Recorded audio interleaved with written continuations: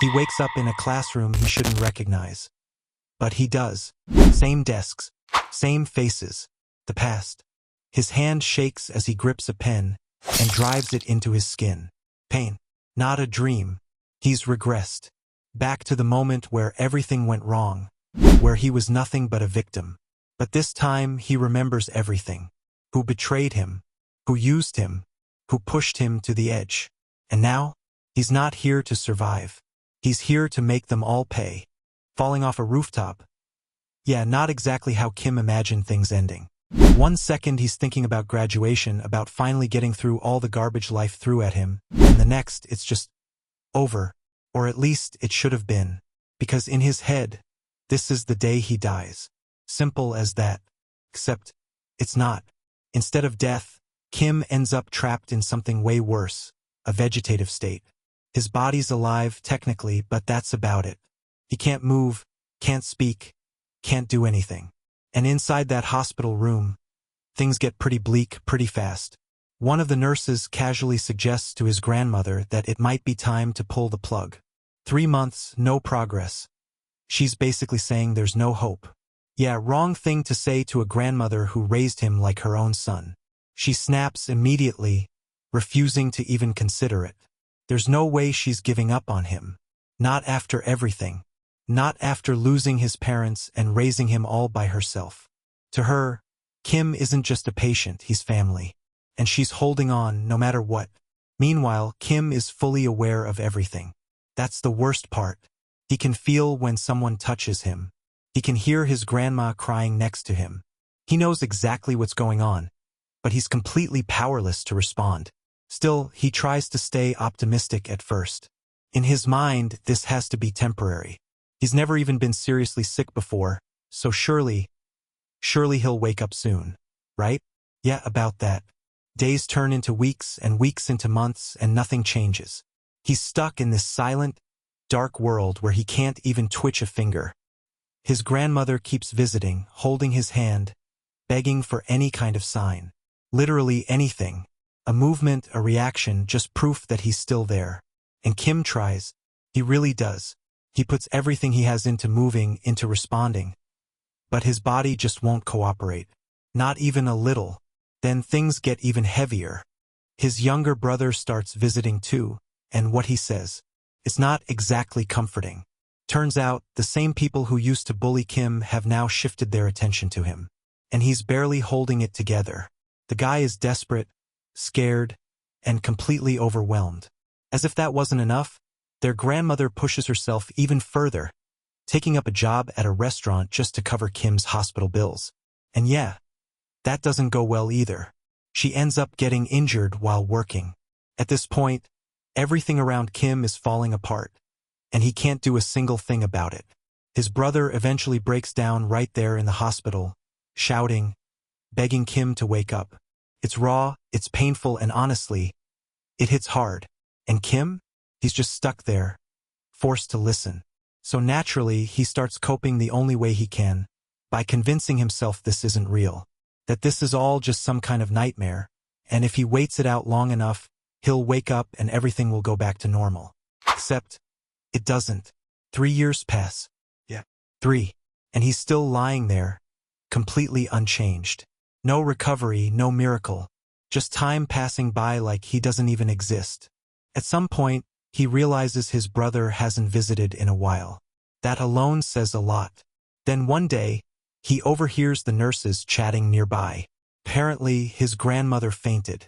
And the way they talk about it is disturbingly casual. Like it's just another inconvenience. They're more concerned about turning up the TV volume now that she's not around. That's when something inside Kim shifts. Up until now, he's been holding on to hope. But hearing that, flips a switch. His thoughts start drifting not toward recovery, but toward resentment, toward anger, and then toward revenge. He starts listing names in his head. Every single person who made his life hell. Park Min Cho Young Taek Young Miho, Kang Chong, Ode, Kim Yong. Even the teachers who turned a blind eye and let it all happen. Yeah, he remembers all of them. And he makes a promise to himself. If he ever gets another chance, If by some miracle he goes back to the beginning, he's going to destroy every single one of them. No hesitation. From that point on, revenge becomes his only focus. Day after day, year after year, he replays scenarios in his head, imagining how he'd fight back, how he'd make me pay, over and over again, like a broken record. For years pass, then 5, 6, 7, still the same, still trapped, still thinking about revenge. Eventually, 10 whole years go by, and yeah, even that burning hatred starts to fade. Not because he forgives them, no, not even close, but because he's just exhausted, completely drained. There's nothing left in him. No hope, no anger, just emptiness. And for the first time in all those years, Kim finally breaks. A single tear rolls down his face as he silently begs for it all to end.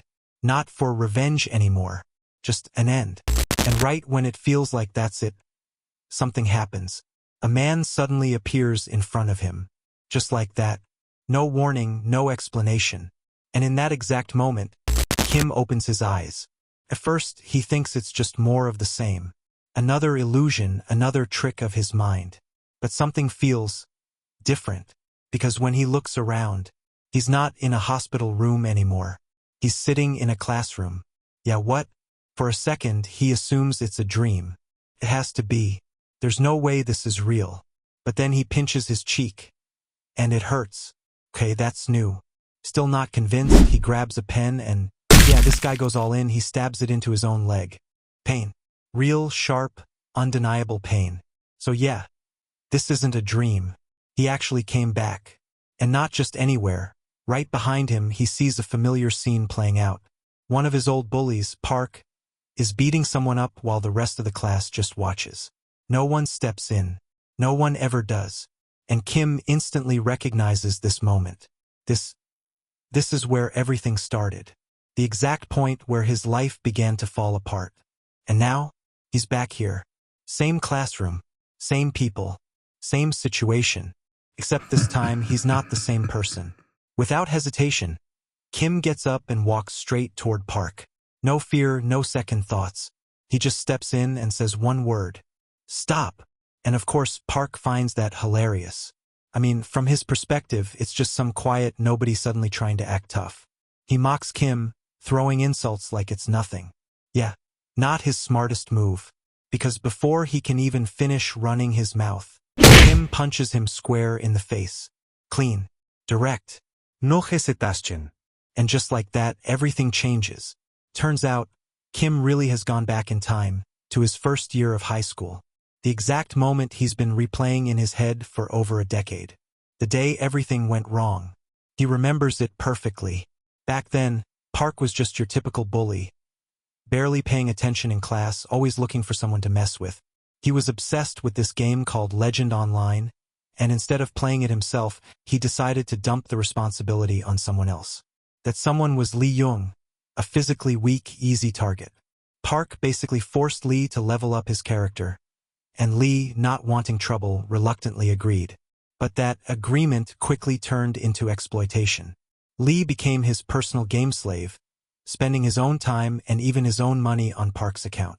And of course, his grades started tanking because of it. Eventually, the pressure got to him. Lee snapped and told Park to handle his own stuff for once. Yeah, that didn't go well. That was the first time Kim witnessed real violence up close. He didn't want to get involved, but Lee had helped him before. He couldn't just stand there and do nothing. So he tried to step in. But someone stopped him, warning that messing with Park would basically ruin his life. They weren't wrong. Kim knew exactly what could happen. But still, he went anyway. At the time, he wasn't weak. He was athletic, capable, he thought he could handle it. Then the teacher showed up and diffused the situation. But that moment, that was the beginning of his nightmare. From that day on, Park and his group targeted him relentlessly. Every single day it was something: beatings, harassment, humiliation. No breaks, no escape. Just constant suffering. It was hell. And now we're back in the present, or rather, the past. Park has just been punched. And before he can even react, Kim grabs his hand and slams it onto a desk. Hard. Blood starts pouring immediately. Kim's not holding back this time. He keeps attacking, every move calculated, every strike deliberate. All those years he spent imagining this moment? Yeah, it shows. He knows exactly how Park fights, relies on brute strength, not used to taking hits. The one good attack. That's all it takes to throw him off. Kim doesn't stop there. He hurls Park into the lockers, then keeps going, kicks, punches, no pause. There's a cold, almost terrifying look in his eyes as he beats him down. Because in his mind, this isn't just Park. It's everyone. Then suddenly, a chair comes flying toward him. Park's group has finally stepped in, shouting for him to stop. Kim just looks at them, completely unfazed, and basically says, "Yeah, no." That's when things escalate. A massive guy steps forward, Kong Chong, the strongest in the group, the real muscle behind the whole operation. The two lock eyes, and right when it feels like things are about to explode, a girl bursts into the classroom, warning that the teacher is coming. Perfect timing. The group backs off, dragging Park with them, but not before making it clear, this isn't over. Not even close. Later, during class, Park sits there replaying everything that just happened. And he's furious, completely humiliated. In his mind, there's no way Kim actually beat him fairly. He must have been caught off guard. That's the only explanation. So now, he's planning payback. And once class ends, his entire group is coming together. Yeah, this is just getting started. Even before all this, Kim wasn't exactly someone who picked fights. He was actually the class president, the guy who occasionally stepped in when things got a little too far. But here's the thing, he always knew where the invisible line was, and he never crossed it. Until today. Yeah, today he didn't just cross the line, he completely erased it. And that's exactly what's messing with Park's head right now. Because the quiet, manageable kid he used to push around, he's suddenly not so manageable anymore. Meanwhile, in another classroom, the rest of Park's crew is already buzzing about what just happened. And they're not taking it lightly. To them, Kim didn't just fight back, he humiliated them. In front of everyone. That's a problem. One of them even brings up rumors floating around, like maybe something's been said behind their backs. But honestly, the reason doesn't even matter at this point. What matters is how it looked. Kim standing up to them like that? Yeah, that damages their reputation. And for guys like them, reputation is everything. So now, even if they had other plans in motion, they've decided something on the spot. Kim needs to be crushed. Publicly. Completely. No half measures. Kong Chong, especially, is already boiling over just thinking about it. Back in Kim's classroom, the tension is thick. The moment the teacher steps out, Park gets up from his seat, clearly ready to retaliate. You can practically see it on his face, he's not letting this slide. Except, he never gets the chance. Because Kim moves first. Out of nowhere, he launches forward and lands a flying kick straight into Park's face. No warning. No hesitation. Just pure aggression. Then he grabs him by the head and casually tells him they should pick up where they left off. Yeah, this is going downhill fast. For Park, at least. As soon as class ends, the rest of the gang gets up and heads straight for Kim's classroom. They're expecting a fight. Actually, scratch that, they're expecting a beatdown. But when they arrive, something feels off. There's a crowd gathered outside the classroom windows. Students just standing there, watching. That's never a good sign. Young, the sharpest among them, immediately senses something's wrong and rushes inside. Too late. Way too late. Kim has already taken Park down. Completely. The guy's out cold. Blood literally splattered across the floor, and even onto the clothes of the people around him. Yeah. Kim didn't just win. He made a statement. Kong Chong doesn't waste a second. He charges straight at Kim, ready to bring him down. And Kim? He already knows this guy is the real threat, the strongest one in the group. So what does he do? He doesn't fight fair. He grabs a nearby lock, just something within reach, and slams it straight into Kang's head. No warning, no build-up, just one brutal hit. And that's it. Kang drops, out cold. The remaining two just freeze for a second, completely stunned. Like, what are they even looking at right now? But Kim's not done. Not even close. He immediately turns to the guy with long hair, Cho, and pounces. takes him down hard, slamming him to the ground before raining punches on him nonstop. And here's the crazy part, he's not even worried about the guy behind him. Why? Because he knows exactly what he's doing. In a fight where he's outnumbered, the only way to win is to reduce the numbers. Fast.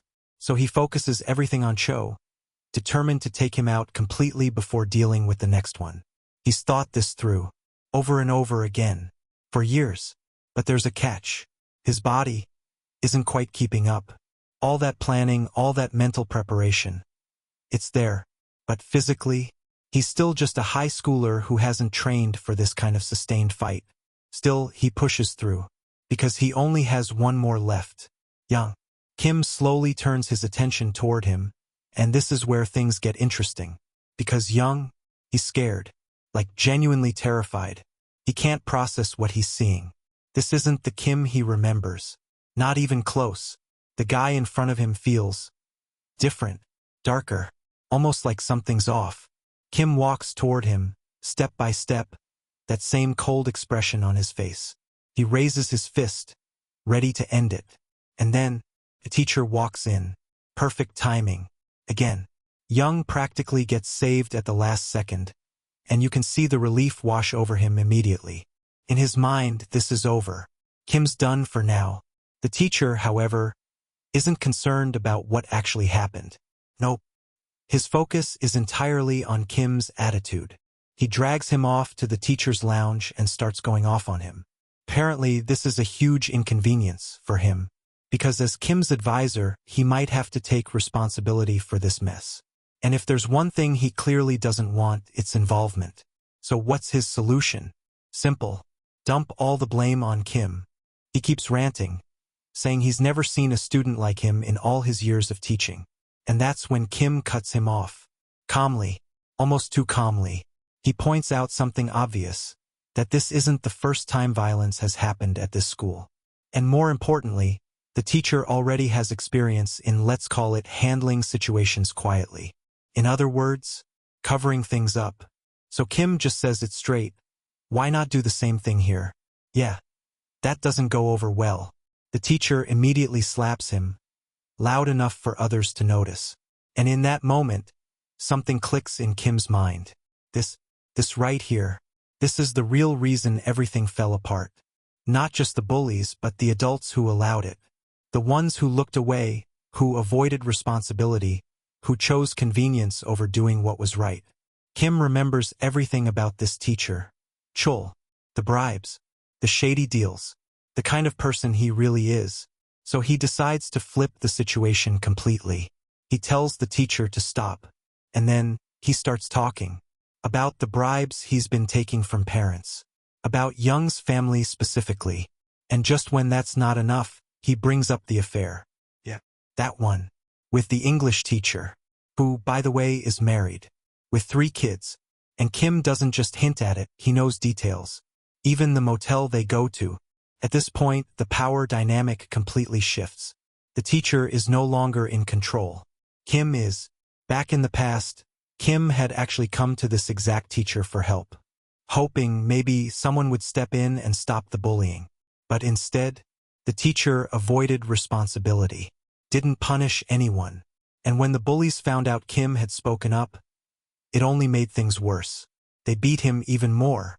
And the one time the teacher noticed, he just looked the other way. After that, Kim tried handling things himself, fighting back, hoping to carve out even a little peace.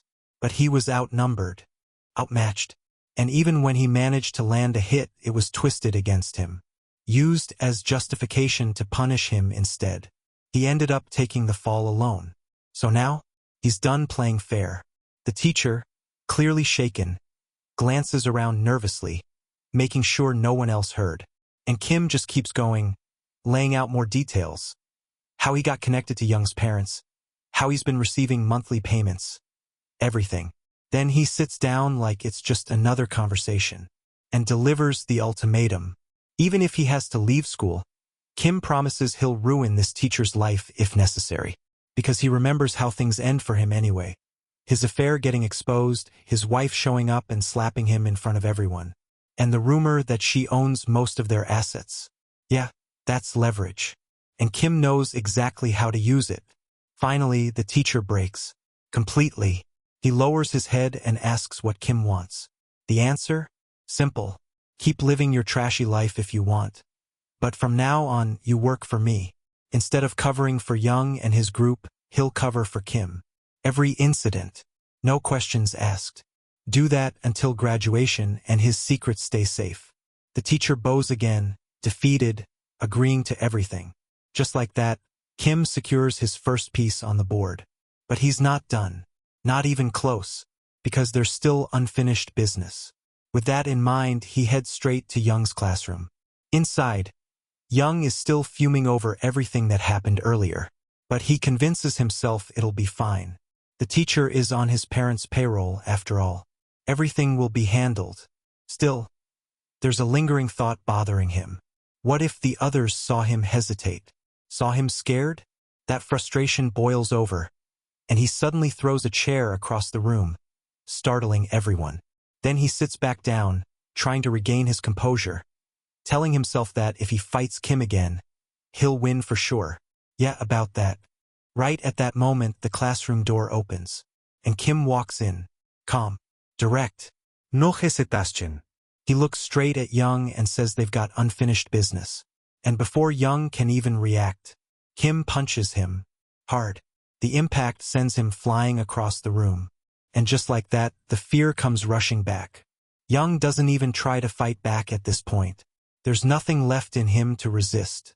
All he can do is stand there. No, not even stand. Just endure it as Kim keeps hitting him over and over again. Every punch lands clean, controlled, and deliberate. No wasted movement. No hesitation. And in Young's mind, Kim's lost it. Completely. A lunatic. That's the only word he can come up with. For a brief second, though, it looks like things might turn around. A teacher notices what's happening. Finally, someone's stepping in. Yeah, not quite. Because just like before, just like all those times in the past when Kim needed help, the teacher walks away. No mis interference. No discipline. Nothing. Only this time, the roles are flipped. And just like that, the fight is over. Kim wins. But here's what makes it even more interesting. 5 minutes earlier, that same teacher was sitting in the staff room, stressing out over this entire situation. He's already trying to figure out how to bury the incident before it spirals out of control. But the more he thinks about it, the worse it looks. 3 students have already been sent to the hospital. Yeah, that's not exactly something you can just sweep under the rug. The school itself would want to keep things quiet, sure, but that usually involves punishing someone to keep appearances intact. And in this case, that someone is obviously Kim. Because if they don't punish him, the parents are going to explode. Especially Young's parents. And those aren't the kind of people you want problems with. They're wealthy, influential, own multiple residential complexes. They've poured money into the school, renovations, funding, you name it. Even the recent upgrades, mostly paid for by them. Oh, and let's not forget, the teacher himself has been receiving money from them too. So yeah, if they find out everything, he's finished. No question.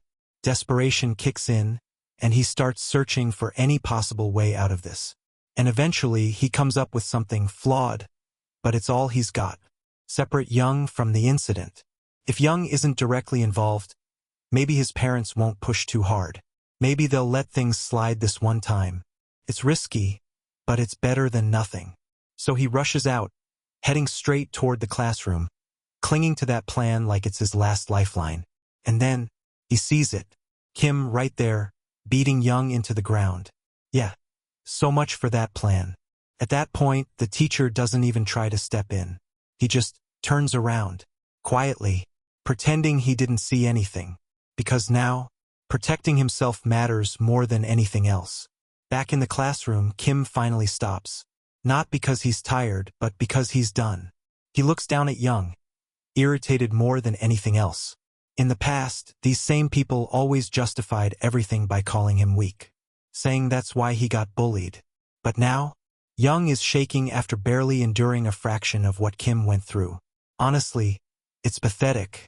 Kim lets him go and takes a seat, his mind already shifting gears. Because he knows something. The moment he laid hands on Young, this situation crossed a line. There's no covering this up anymore. Not cleanly, anyway, and he's fully aware of that. But at the same time, if he really wanted to play it safe, he wouldn't have done any of this. Think about it. If revenge wasn't his goal, he could have just stayed quiet, avoided conflict, lived a normal, peaceful life this time around. But that was never an option. Not after what he went through. 10 years trapped in his own body, replaying every moment, every injustice. Yeah, that kind of thing doesn't just disappear. It shapes you. And this is the result. Still, he's not blind to reality. With multiple students hospitalized and dozens of witnesses, an uproar is inevitable. The school won't be able to ignore it, especially not the principal. That man is obsessed with turning Bright Prospects High School into something prestigious, which means protecting its image at all costs. And if that requires making an example out of someone, Kim already knows who it's going to be. Soon enough, he's called into a meeting. The atmosphere is tense, heavy. Every teacher in the room already seems to have made up their mind. The principal starts listing everything Kim did, no emotion, no empathy, just facts. To him, this isn't complicated. It's a serious offense, and it needs to be handled. Most of the teachers agree immediately. Even the English teacher, yeah, the same one involved in that secret affair, suggests expulsion. Bold move. But then her lover subtly intervenes, nudging her. Because if Kim gets expelled, there's a very real chance everything they're hiding comes crashing down. And when he looks at Kim's smirking, like he already knows exactly what they're thinking. So the teacher quickly switches sides, trying to reframe the situation.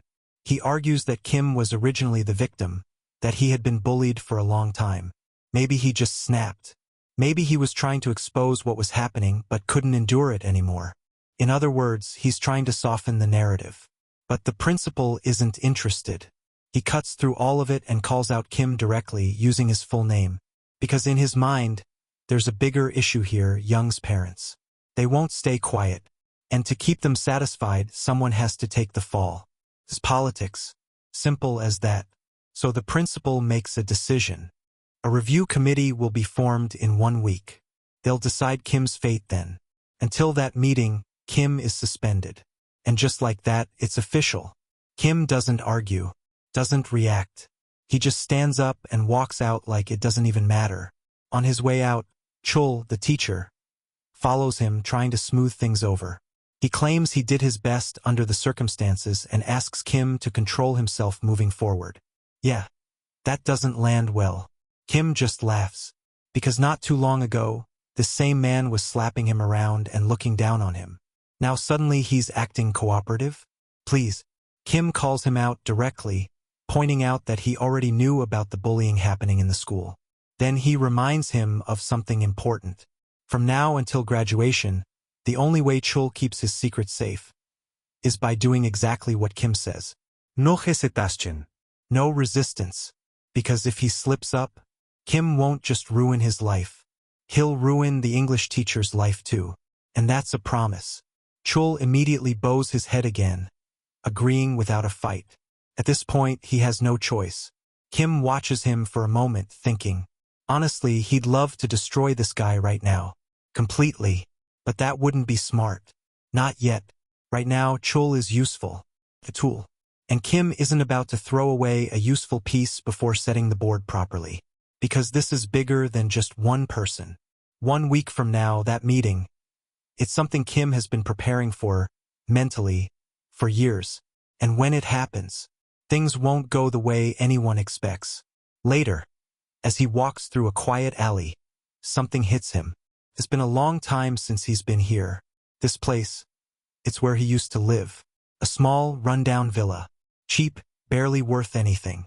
Without his parents' insurance money back then, they wouldn't have even managed this. He remembers the day his grandmother had to move because of hospital bills. That feeling, like everything was collapsing. Yeah, he hasn't forgotten. But now, he has a place to return to again. He steps inside and calls out for his grandmother. No response. Of course, she's still working at this hour. Same as before. And that thought alone is enough to snap him out of any lingering emotions. Sentimentality won't help. Not anymore. He walks into his room, opens a notebook, and sits down. Now comes the real part, the planning. Everything he's about to do needs to be precise. No mistakes. Within 2 years, he intends to take control of the surrounding areas. Build a foundation. Tear down the systems those people rely on. But to do that, 3 conditions need to be met. First, power. Not just his own strength, but real fighting capability. Enough to stand against those guys without getting crushed. And he knows he can't reach that level alone in such a short time. So he needs someone, a specific person. If he can bring that individual to his side, everything changes. Second, manpower. His enemies aren't going to stay small. They'll grow, gather numbers, build influence. So he has to do the same. Find people who share his purpose. People who can stand with him. Because no matter how perfect the plan is, he can't execute it alone. And third, background. This one, he already understands. Because he's lived it. At this point, Kim's thoughts are crystal clear. If he wants his plan to actually work, if he wants to move freely and not get crushed by the system again, he needs backing. Real backing. The kind that makes people hesitate before touching him. And right now, with the school preparing that deliberation committee, background isn't optional anymore. It's his top priority. So instead of sitting around waiting for his fate, Kim makes a move. We cut to a police station, and the scene is already chaotic. There's this white-haired guy absolutely losing it, yelling at the officers like he owns the place. He's loud, aggressive, completely out of control. Keeps demanding if they even know who he is. One of the cops finally snaps and tells him to shut up. Bad idea. The guy gets even more pissed, shouting that he's not some old man, he's only 35. And then we get his identity. Gong Buom. The eldest son of Mongjin Construction. Not someone you casually talk back to. He starts kicking things around, making it very clear that he's not just some random troublemaker. He even warns them outright. Mess this up and they're going to regret it. Turns out, he's here because he beat someone badly enough to send them to the hospital. Not exactly a great look. But in his head, this isn't just about a fight. It's bigger than that. If this incident spirals, his rivals are going to jump on it immediately. Because recently, his father officially kicked off a succession war between him and his younger brother. Basically, whoever proves more capable takes over the company. And let's just say, Gang Bohm isn't exactly the favorite. He only has a high school education, while his younger brother, prestigious university graduate, married into influence, everything lined up perfectly. The odds aren't in his favor. So if this incident reaches his father, he's done. The police officer tries to keep things grounded, pointing out the obvious. He assaulted someone. That's not something they can ignore. Gang Bohm fires back, insisting he was attacked first. But here's the problem, no CCTV. So the only thing that matters is the victim's statement. And that's not in his favor. For a moment, he's stuck. No clear way out. And then, Kim appears, just sitting there quietly, like he's been waiting for this exact moment. He speaks up, saying he's there to testify. Perfect timing. Kim presents evidence, solid, undeniable footage. And just like that, the entire situation flips. Turns out, Gang Bohm was telling the truth. The other guys really did attack him first. The cop is confused, asking where Kim even got this kind of footage. And Kim? Calm as ever. He explains that he happened to witness the situation while passing by. Noticed there were no cameras around. Figured it might become a problem. So he checked a nearby parked car's black box and pulled the footage. Then came straight to the station. Clean. Efficient. Almost too prepared. He even frames the situation in Gang Bohm's favor, saying the guy was just defending himself. And if anything, it's not his fault he's strong enough to knock people out in one hit. Kim knows exactly how to talk. Gang Bohm immediately picks up on that. You can practically see the shift in his expression. This kid isn't normal. And more importantly, with this kind of evidence, his position in the succession race is safe again. The cop quickly apologizes, admitting he should have listened earlier. Gang Bohm gets up, walks over, and casually threatens him, saying he'll remember his face, just in case. Outside the station, the mood completely changes. Gang Bohm throws an arm over Kim's shoulder, clearly pleased, and hands him a thick stack of cash as thanks. And Kim? He takes it without hesitation. No fake modesty. No hesitation. Just pockets it like it was expected. That alone catches Gang Bohm off guard a bit. Then Kim asks something interesting. Was that incident really just an accident? But before Gang Bohm can answer, Kim starts listing things. Where he's from, details about Mongjin construction, even the succession race with his brother. Yeah, that gets his attention. Gang Bohm immediately steps closer, suspicious now. This isn't normal knowledge for some random high schooler. But Kim shuts that tension down instantly, saying he is proof for everything he's saying. And he's not bluffing, because technically he's already lived through all of it.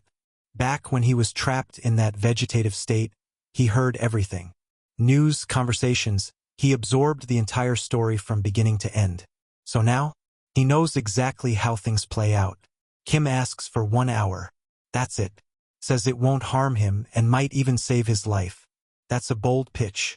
Curiosity wins. They move to a cafe, and Kim pulls out something new, the other half of the black box footage. The part he didn't show the police, because he didn't need to. But this part, this changes everything. The footage shows 3 men standing outside a convenience store for 30 minutes, not moving, not acting like customers, just waiting. And the moment Gang Bohm arrives, they pick a fight, almost like they wanted to get hit. Kim sets the cup down and points it out. This isn't random. This is planned. And deep down, Gang Bohm already suspected something like this. Too many things have been going wrong lately, ever since the succession race started. Kim connects the dots for him. All of it orchestrated by his younger brother. Now that hits, Gang Bohm pauses, thinking. He had doubts, sure, but believing his own brother would go that far? That's not easy to accept. So he asks the obvious question, why tell him this? And that's where Kim's real intention starts to show. He brings up Mongjin construction. Right now, it's mostly known in smaller regions, but with its capital and technical strength, it's destined to grow. Big time. Their father runs things with a strict philosophy, never cut corners on homes people live in. Lower profits, higher quality. That's what's going to push the company into the big leagues. But that future? It doesn't go smoothly, because both sons end up disappearing from the picture. And Gang Bohm? He's the starting point of that downfall. Kim lays it out. Gang Bohm, desperate to win the succession, starts doing questionable things. His brother finds out. Tension builds. And then one day, it explodes. Gang Bohm loses his temper and punches him. Just one hit, but that's all it takes. His younger brother ends up permanently disabled. Yeah, that escalates fast. Their father, furious, declares both of them unfit, refuses to hand over the company to either. And just like that, everything collapses. The situation becomes public. People start digging into both brothers' actions. It becomes a whole scandal, big enough that even Kim, back when he was just a bullied student, heard about it. That's how he traced all of this back. That's how he found the convenience store. Now, from Kim's perspective, neither brother is exactly ideal. Gang Bohm. Not purely evil, but impulsive, unstable, quick to anger. The younger brother? Calculated, ruthless, willing to do anything to win. But honestly, Kim doesn't care. Right or wrong doesn't matter to him. Only usefulness. And right now, Gang Bohm is useful. So he lays it out plainly, he'll help him. Not just survive the situation, but win. Take revenge on his brother. And claim the chairman position. Gang Bohm almost laughs it off at first. I mean, a high school kid making promises like that? Sounds ridiculous. But Kim cuts him off before he can dismiss it. He points out something crucial. The people currently advising him, they're feeding him comfortable lies, telling him what he wants to hear. Meanwhile, they're probably reporting everything back to his brother. Because if a kid like Kim can figure out the scheme, there's no way those so-called allies haven't. That hits differently. Kim doesn't push further. He just asks for one thing, a chance. A chance to build trust. Gang Bom steps outside for a smoke, trying to clear his head. And Kim just watches, already knowing how this plays out. Because he didn't pick Gang Bom randomly. He chose him because of one key trait. He's flawed. Not completely rotten. But not clean either. And more importantly, he's the kind of person who would destroy his own brother if it meant gaining power. Exactly the kind of ally Kim needs. Gang Bom stands there for a moment, actually thinking it through.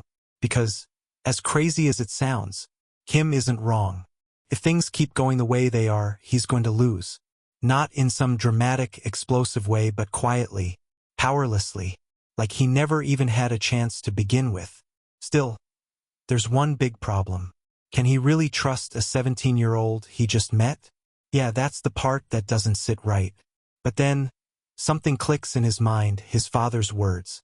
If you don't have the ability yourself, then surround yourself with people who do. That's how you lead. That's how you survive. That thought alone is enough to push him forward. He heads back inside and sits down across from Kim, asking him directly for the plan. No more half-trust, no more guessing. He'll hear everything first and then decide. Meanwhile, somewhere else, the younger brother gets the news. Gang Bom got out of the situation. Just like that. And yeah, he's furious. You can practically feel the frustration boiling over. That entire setup wasted. But even then, he forces himself to calm down. Because in his mind, the bigger picture hasn't changed. He still has the advantage. As long as nothing unexpected happens, the successor position will naturally fall into his hands. Or at least, that's what he thinks. Before he can settle into that confidence, his phone rings. And whatever he hears on the other end, it wipes that calm right off his face. Something's already going wrong. Back with Kim and Gang Bom, the real conversation begins. Kim doesn't sugarcoat anything. He lays out the reality between the two brothers. The younger one is clearly the better candidate.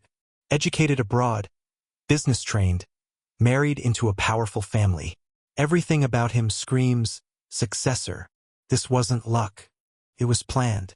Every step, every move, calculated to secure that position. And Gang Bom?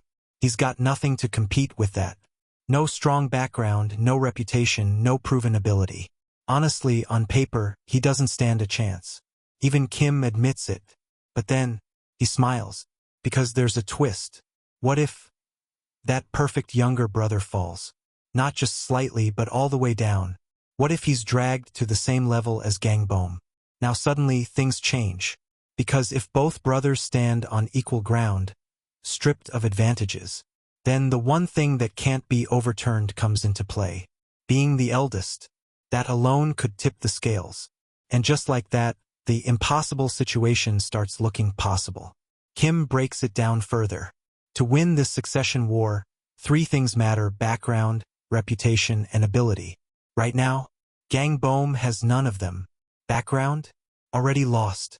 While his brother built connections with elites, he wasted time associating with low-level people.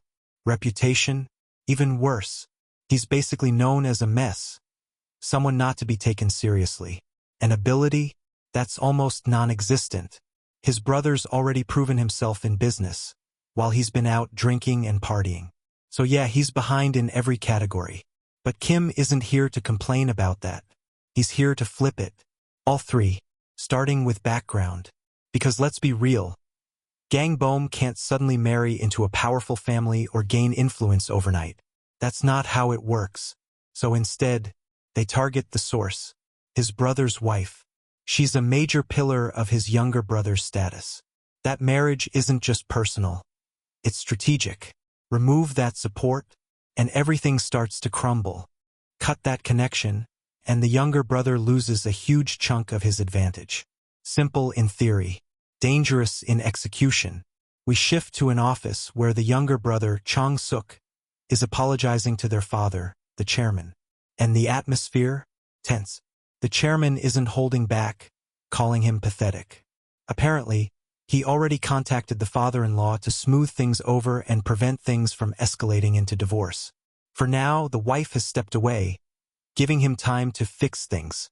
But it's not looking good. Chong-suk tries to apologize again, but his father snaps immediately. He had already warned him.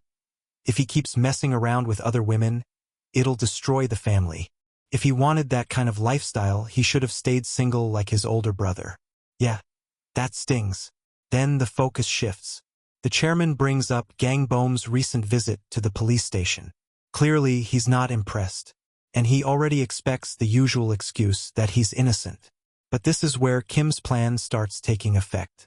Back during their discussion, Gang Bom had considered simply exposing his brother's flaws to their father, letting the truth do the damage. But Kim shut that down immediately, because it wouldn't work. While he was in that vegetative state, Kim had heard a documentary about Mongjin construction, and in it something important was revealed. The chairman already knew. He knew about the younger brother's schemes, and he chose not to stop them. Why? Because when it comes to choosing a successor, he doesn't care about clean behavior. He cares about results, capability. So exposing scandals? Useless. It won't shake his decision, which means Gang Bom needs to do something else entirely. He needs to change how he's perceived, not by exposing others but by improving himself. He needs to show growth, control, leadership.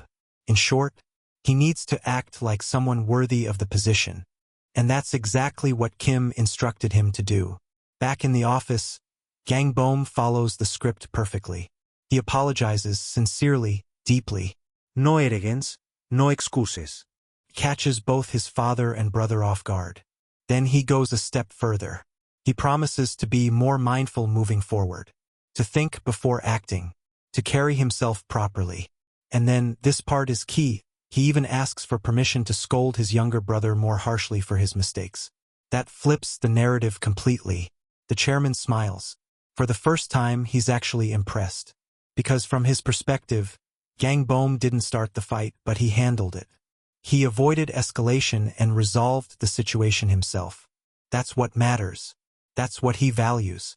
And just like that, he acknowledges him. Even gives him a pat on the shoulder. It's small. But for Gang Bom, it means everything. Outside the office, though, the younger brother isn't taking this lightly. He warns him coldly. He's going to find whoever leaked information about his affair. And when he does, it won't end well. But Gang Bom barely even listens, because his mind is somewhere else entirely. All he can think about is that moment, that acknowledgement. His father, someone who never showed affection, finally recognized him. And now, he wants more of that. He needs more of that. Later, as he drives Kim home, the energy is completely different. Gratitude, respect, even a bit of excitement. He thanks Kim for the advice, for helping him turn things around. And then he asks the big question. What does he need to do to become chairman? Kim doesn't let him get ahead of himself. They've only won the first battle. 2 more remain. And those? They're going to be much harder. He explains that while he does have plans, the timing isn't right yet. For now, Gang Bom needs to do something simple but crucial. Join the company. Start from the bottom. Learn how everything works. Because when the time comes, he'll need that experience. Gang Bom hesitates for a second, but then smiles. He's in. At this point, he's ready to follow Kim's lead completely. But before they part ways, he adds something else. Their partnership is mutual. They're helping each other. So if Kim wants something in return, anything, he just needs to say it. No limits. Kim doesn't hesitate. He says it directly. He wants Gang Bom himself. Loyalty. Control. That's the deal. And right then, the story shifts again to the day of the review committee. Young's mother is furious, slapping Chul across the face, demanding Kim's expulsion. She's not here to negotiate, she wants punishment. But Chul?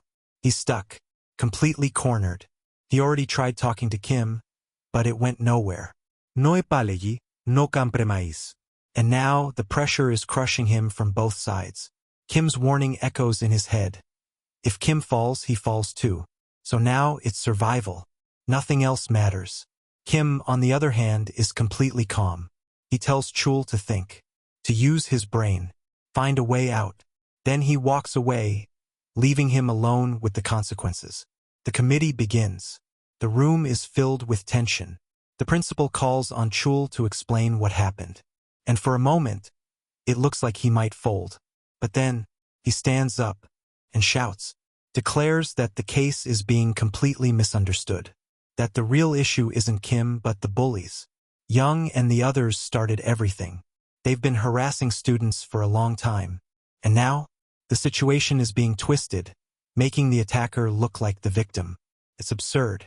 And just as that statement lands, we see Gang Bohm step in, standing there as Kim's legal guardian. Yeah, so this right here, this is the favor Kim asked for. And the moment Gang Bohm walks in as his legal guardian, everything in that room shifts. Chul sees him and immediately freezes for a second. Because unlike everyone else there, he actually knows who this guy is. And more importantly, he knows just how much money and influence he carries. Way more than Young's family. So yeah, Chul switches sides instantly. Survival instincts kicking in hard. The principal, caught off guard, asks him to clarify everything properly. No confusion, no exaggeration. Just facts. And Chul? He goes all in. He starts explaining that for a long time, he's been receiving reports about Park's group bullying other students. At first, he tried to discipline them, keep things under control. But over time, things only got worse. Then he brings up the recent incident. A few days ago, Park was harassing another student, Lee, and Kim just happened to be there. He stepped in, told them to stop. Nothing aggressive, just trying to do the right thing. But instead of backing off, Park escalated things. Called his group, surrounded Kim, started threatening him. At that point, Kim had no choice. He defended himself. Now sure, Chul admits Kim went a bit too far, but given the context, punishing him alone would basically make them no better than adults who ignore bullying and only act when things explode. Yeah, strong statement. But the principal isn't buying it. Not even a little. He cuts Chul off, saying that's not what they're here to discuss. The issue is simple. Kim sent 4 students to the hospital. That's unprecedented in the school's history. And as for the bullying, it's not officially confirmed. Which means, in his eyes, it's irrelevant to the case. No matter the reason, violence isn't acceptable. End of discussion. He goes on about responsibility, about how they need to ensure students can go home safely, about maintaining order. It sounds noble, but honestly, it's all about control. Then he turns to Young, asks him to explain what happened. And this guy, wow. Young puts on a full performance. His voice starts shaking, like he's barely holding it together. Claims he experienced something completely different from what Chul described. According to him, he just happened to be passing by when he saw Kim suddenly attacking Park. For no reason. Yeah, just completely random violence. He even says the classmates there can confirm it. Then he adds another layer. He saw his friend getting beaten, so of course he stepped in to help. But Kim pulled out a weapon. That lock. And started attacking without hesitation. He even tries to sound reasonable, saying maybe Kim felt threatened, but he didn't have time to think about that. He was just focused on helping his friend. So now, he doesn't understand why Chul is blaming him. Oh, and he's not done. He claims that after all that, Kim came back later and beat him again in front of others. Yeah, complete fabrication. And the worst part? Behind those fake tears and trembling hands, he's smiling. Absolute scum behavior. His mother jumps in next, and she's not holding back either. She talks about how carefully they raised their son, how he was never supposed to get hurt, and now look at his face. All this over a school fight? Unacceptable. She pushes the narrative further, saying this isn't just about her son. This could happen to anyone's child, and as parents, they can't afford to ignore it. So what's the solution? 분위시키모. Simple as that. The other parents start murmuring, and before long, they're all leaning the same way. Yeah. The room is turning against him fast. Meanwhile, over at the hospital, Park and his group are already talking about it. They're convinced Kim is finished. With Young's mother involved, a full-on soccer mom type who can shake the entire school if she wants. There's no way he gets out of this clean. Park even says that if Kim somehow avoids expulsion, he'll just keep harassing him until he's forced out anyway. And if he does get expelled, then they'll go after him legally. Compensation, damages, whatever they can squeeze out of him. They're already planning the next move. But then, back in the committee room, Gang Bohm finally speaks. And he doesn't ease into it. He slams his fist down and calls it out directly. Why aren't they talking about what actually happened? Doesn't anyone here realize that Young planned all of this? The principal immediately shuts him down, telling him to stop calling a student a demon. But Gang Bohm doesn't back off. Not even a little. He says he looked into Park's group personally, and what he found isn't pretty. These guys have been harassing and extorting other students for a long time. They're not hiding it either. They're infamous. Everyone knows who they are. So now he asks the real question. Why is the school trying to cover this up? Is it because someone's been paid off? That hits the room hard. He makes it clear Kim wasn't the aggressor. He was defending himself. And even Chul already pointed out that they need to examine the root of the issue. Then he throws in something personal. When they were younger, did they just stand there and take it when thugs attacked them? Or did they fight back? That lands. But Young's mother isn't having it. She snaps back immediately, demanding to know who he thinks he is, calling her son a thug like that. And then she asks the question, who even is he? Because as far as she knows, Kim doesn't have parents. And that's when Gang Bohm smiles. Because this is exactly the setup Kim wanted. Earlier, when they made their deal, Kim was very clear. He didn't just want money. If that's all he needed, he could have gotten it easily. What he wanted was something else entirely. Support. He told Gang Bohm straight up he's gonna cause problems. Not small, harmless stuff. Big incidents. The kind that could escalate into legal trouble. And every single time, he expects Gang Bohm to step in and handle it. No matter what. And in return, Kim will make him chairman of Mongjin Construction. Maybe even something bigger. That was the deal. And Gang Bohm accepted it without hesitation. Said he's actually pretty good at dealing with those kinds of situations. So now, he delivers. Right there in the committee room, he introduces himself properly. He's Kim's legal guardian. And also, the eldest son of Mongjin Construction. That alone changes the atmosphere. Completely. He continues, saying Kim is like a younger brother to him. Not someone who causes trouble, but someone who got dragged into this situation. He even mentions that he rushed here the moment he heard about the committee, putting aside his work. Then he subtly raises the stakes. He says this is a prestigious school, and he hopes Kim can continue attending without issues. He was even considering sponsoring the school under his company's name. But now, he's reconsidering. Yeah, that's not subtle at all. He keeps going, questioning the school's values. If they're supposed to guide students properly, then why are they punishing the one who stood up against bullying?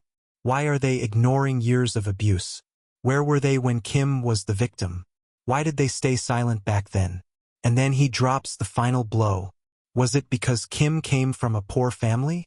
Or because they were taking money from the bully's parents to stay quiet? Yeah. That room just got real quiet. Gang Bohm doesn't hold back. He makes it very clear. This isn't something he's going to let slide. Not quietly, not politely. If this gets buried or twisted, he's ready to turn the entire place upside down. No hesitación. He points straight at the situation. The bullies sitting there pretending to be victims, the people backing Young without questioning anything, and promises one thing. They won't walk away from this clean. If it comes down to it, they won't even be able to stay in Dessen. Yeah, that wasn't just a statement. That was a threat. And everyone in the room feels it. The principal, especially, is completely thrown off. Because up until now, the narrative was simple. Kim was just some kid. An orphan, living with his grandmother and younger brother. No backing. No power. Easy to deal with. But this changes everything. Because now, if he sides with Young, he risks alienating Mongjin Construction. And that's not just a minor loss. That's potentially career-ending. Even worse, it could push him out of Dessen entirely. On the flip side, if he sides with Kim, he might get access, connections, opportunities. Sure, he might be labeled a traitor by some, but for the school's future, it's a gamble worth taking. And just like that, his decision is made. He clears his throat and shifts the tone of the entire meeting. Mentions that he has, in fact, heard about a group of students involved in bullying, and that Young was likely the leader. The mother tries to interrupt, but he shuts her down immediately. No space for objections. He states it plainly, this is a place where decisions are based on facts. And Kim? He's a top-performing student. Someone like that doesn't act without reason. So they'll hear him out. Finally, Kim speaks. and he doesn't sugarcoat anything. He says he reported the bullying multiple times, over and over again. But every time he got the same response. Park is a good student, they're just playing around, don't take it too seriously. Be a man about it. Yeah, classic. Even when teachers did look into it, they barely did anything. A light scolding at most. No real consequences. So yes, Kim admits it. He hit Young. He sent the others to the hospital. But then he asks the question that flips everything. Why is he the one sitting here? Why is he the only one being judged? Is it because he's wrong? No. It's because they thought he was weak. That's the real reason. And now he demands something. Punish them first. The people who've been doing this for years. And if they don't, he'll take this outside the school. Expose everything. Make sure everyone knows what's really happening inside these walls. And once that happens, the school's reputation? Gone. That lands hard. You can feel the tension spike instantly. Because now it's not just an internal issue anymore. It's a potential public scandal. Young's mother, realizing things are slipping, immediately refuses. She says there's no way her son will be held accountable. Then she calls her husband. And the moment he picks up, she explains everything. Framing it like they're targeting Young just because Kim now has backing from Mongjin Construction. But instead of support, she gets shut down. Hard. Her husband panics. Tells her to come back immediately. That man, Gang Bohm, could destroy everything they've built in seconds if they provoke him. So whatever happens, let Young take the punishment. Just end it there. And just like that, the resistance collapses. That same night, the outcome is clear. Young is expelled. Kim? 100 hours of volunteer work. That's it. Young tries to lash out, ready to swing again. But his own mother stops him. Not here. Not now. Kim just stands there, watching. Then, with that same calm expression, he tells Young to get on his knees and beg. Yet he goes there. Young snaps back, asking why he would do that. He's already been expelled. What more does Kim want? Kim tells him to ask his mother. And when he does, she looks away. That says everything. Kim leans in and whispers something to him, that this doesn't have to end with just expulsion. If he wants things to stop getting worse, he should beg properly. Desperation kicks in. His mother urges him again. And finally, Young kneels, begging. And the scene, it mirrors something from Kim's past. His grandmother, pleading, begging for him while he lay helpless. Now the roles are reversed. Kim crouches down to his level, looks him in the eyes, and says something cold. It doesn't make him feel any better. So Young better start praying. Because from here on out, his future is going to be nothing but misery. That's not anger. That's a promise. With the committee behind him, Kim has officially taken his first real step forward. One step closer to the people who pushed him to his breaking point. But he's not stopping. Not even close. Later that night, he meets Park. Park actually thanks him for showing up. But Kim shuts that down immediately. He's not here to chat.